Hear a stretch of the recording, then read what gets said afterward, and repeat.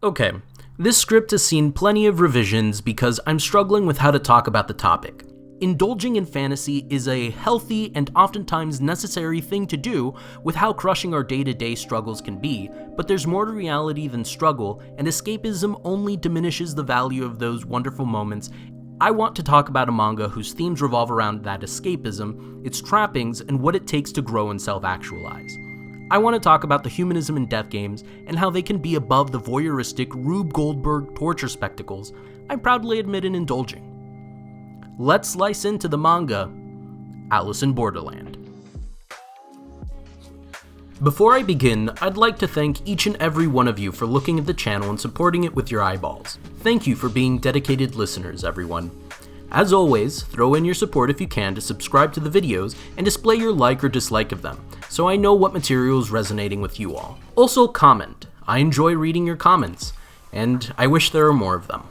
Don't touch that dial. Your scheduled program is about to begin. Expect spoilers on the opening chapters of the manga and the reveal of certain characters found later in the story. Alice in Borderland follows our main character Arisu lamenting his place in the world with his best friend Chota and high school dropout bar owner Karube. They're losers with no real prospects in a Japan that asks for productive and capable members of society. They wish for the world to end, for a zombie apocalypse or something fantastical to take away their responsibilities to the world and set them free from expectations. They walk through a train yard at night and talk about the fear they have for the future. And then they notice something in the sky. A light. We get this wonderful panel, a kaleidoscope of images as Arisu is magically whisked away somewhere else. Their wish is granted. They wake up in an overgrown Japan with no understanding of how they got there. Escapism was asked for, and escape was granted. Karube is looking at the situation with suspicion and worry, but the other two aren't taking things seriously. In the crew's search for food and water, and their search for anyone and anything else that might be alive, they find an area of the world lit up at night. A grand festival display.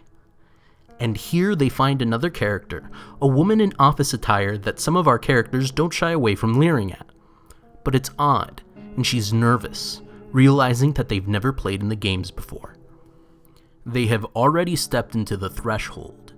Any attempt to step outside of the game venue is met with lasers. A card from a deck of cards, the three of clubs, pops up on screen and their game is explained to them.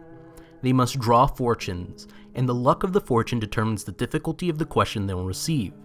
Providing the correct answer prevents something from happening. That something is quickly revealed to be flaming arrows, with incorrect answers equaling the number of arrows shot at our party. Everyone must draw a fortune, and if they run out of time, they'll die in there, so they're pressed to move quickly. Arisu draws his fortune. Extreme misfortune. He is asked what the approximate number of people on Earth were in the year 2010. He grinds his gears to come up with an answer, and after receiving help from his friends, he gets it wrong by 1 million people. Arisu doesn't lose hope though. He figures out that the game isn't just about getting things right, but in showing the group of a safe zone that they must look for in the midst of answering questions, and they find a hatch that keeps them safe. The game is done, the crew celebrates, end of story. Except the story isn't over. Shibuki reveals her name to the rest of the group and explains that they're all focused to continue playing through these twisted death games to keep the numbers on their visa up. And Arisu discovers exactly what happens when that visa runs out. Alice in Borderlands is a death game story attempting to criticize the general issue of escapism and accepting responsibility as a member of society. Save for a few characters in later chapters, most individual backstories are explored enough to show their humanity and their low points and provide opportunity for redemption. The characters in some way or another are asked to self-actualize by confronting their weaknesses and growing beyond them. Of seeking redemption, oftentimes by leaning on their fellow man and allowing oneself to be vulnerable and trust in the good of others and be the kind of person people can trust in. Or just accept oneself wholeheartedly as the people they are, for good or for ill. Its critique of escapism is built into the title that it mirrors, Alice in Wonderland. The characters of Alice and Arisu are almost one-to-one, finding themselves in an alien world to avoid the responsibility of being in the world they occupied. One is brought in through a mysterious light in the sky, and the other is brought through in search of the March Hare. Alice in Borderlands captures that essence and delivers it with more flair, more bite. Instead of smiling cats and jabberwocks, we have smiling nudists and horse mask senpai.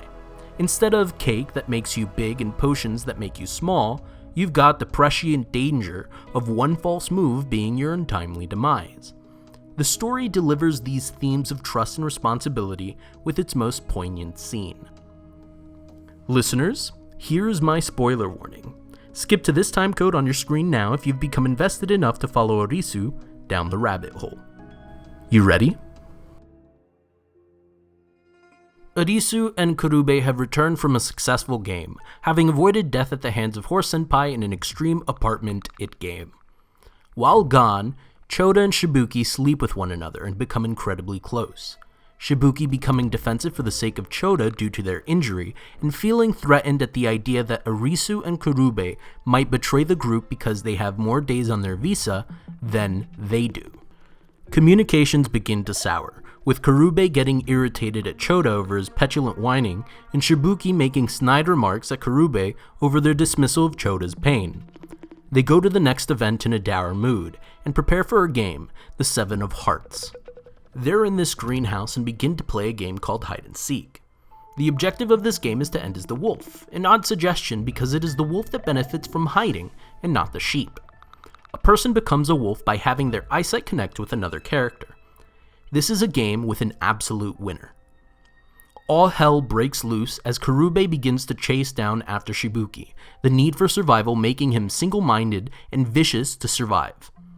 Their scuffle has Shibuki send her wolf status to Chota, who begins getting chased down by Arisu, now overwhelmed with a desire to survive. The two lock eyes and Arisu realizes that his friend's life matters just as much as his own. That attempting to do something like this and resign his friends to death would be the same as ostracizing a person from the community for being different or having no value. He would become the same as the people he was wishing to escape from. And so he announces to the rest of the group that he refuses to let his morals be dictated by the rules of the game. He stands at the center of the arena as the wolf and waits for someone to take his status, offering himself up for someone else to live. This gesture at self-sacrifice rings true with his friends, but not for Shibuki, who hesitantly dismisses the idea as naivete. Her background is revealed as someone who suffered from emotional weakness, a frail mental disposition and emotional trauma from surviving her first game, leading her to become snippy and scared of the future. It is in these closing moments of introspection that she acquires the courage to face death. Or more accurately realizes that the burden of shouldering the lives of these few friends that she's made would be too much for her and believes Arisu would be better off in handling such a dilemma. Arisu begins to panic, searching for his friends who have now hidden themselves away from him, begging for them to respond to his cries and live on instead of him. The game ends on this panel, the clock running down to 0 with his friends' heads exploding from the collars they had attached to their necks. The building burns, and he grieves for his friends, at first incapable of moving forward with the burden of carrying the memory of his dead friends.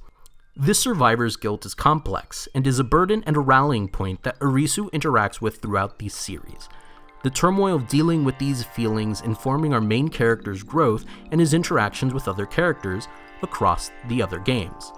He's just a high school kid, and yet his friend Karube and the rest believed in him to survive and carry the torch with him. Believed there was a strength and resolve in him to see this experience to its conclusion. Arisu, above everything else, isn't perfect.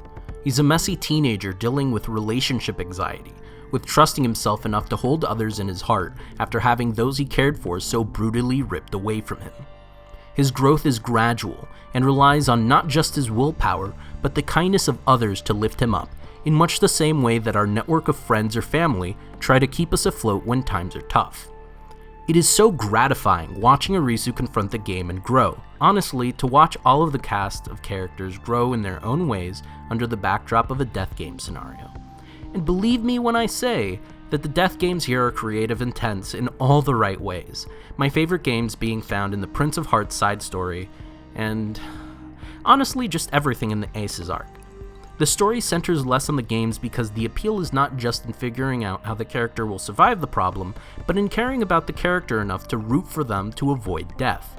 Most characters in the story have redeeming qualities, or reasons why they act the way they do, so the audience isn't left unawares to their motivations. And this transparency allows the audience to identify and reciprocate empathy for their dilemmas.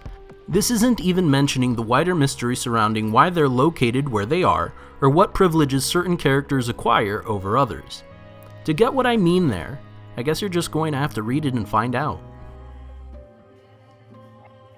Alice in Borderlands is a special manga to me because of its themes of trust and responsibility and growth. Although I'm a big fan of trashy death games most of the time, seeing one as insightful and tense as this one, as well as intelligent in its game structures and character writing, has Alice hold the #1 spot in this genre of fiction for me. I absolutely recommend this story. There's a Netflix adaptation of the story, but I haven't watched it, so I don't know what sort of differences exist between the manga and the live-action show. Listeners, do let me know in the comments what differences exist, if there are any, and if I should give it a watch. Please do yourself a favor and read Alice in Borderlands, and Alice in Borderlands retry afterwards. The less about border roads, the better. Thank you for sticking around with the scheduled program. I am glad you were able to make it to the end and hope you might consider something else our little variety program covers. Whether it's a review, or an observation, or a passionate screed, I'll continue to stream my thoughts through these airwaves for anyone willing to listen. This has been Mr. Staleman on Emotional Death Games Teaching Life Lessons, logging off.